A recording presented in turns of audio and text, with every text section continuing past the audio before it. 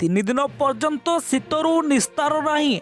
आभ्यंतरीण ओडिशा और आखपाख अंचल स्थल भागर समुद्र पतन ठारू 0.9 किलोमीटर उच्चरे सृष्टि होइतिबा साइक्लोनिक प्रभाव एवं दुर्बल हो पड़ी।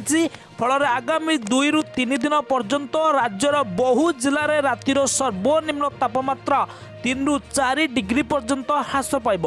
पारद खसवा सह रातिर शीत बढ़ और प्रत्युषरु घनरु हल्का कुहुड़ी पड़ो।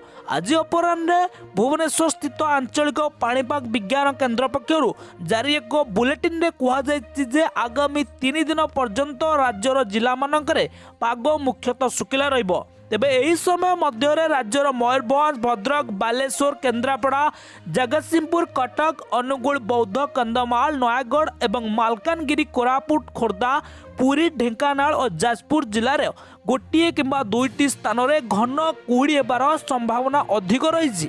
एहाकू दृष्टि रखी आगामी 24 घंटा पर मयूरभंज, भद्रक, बालेश्वर, केन्द्रापड़ा, जगतसिंहपुर, कटक, अनुगुल, बौद्ध, कंधमाल, नयागढ़ जिला येलो वार्निंग जारी करछि पाणीपाग विभाग।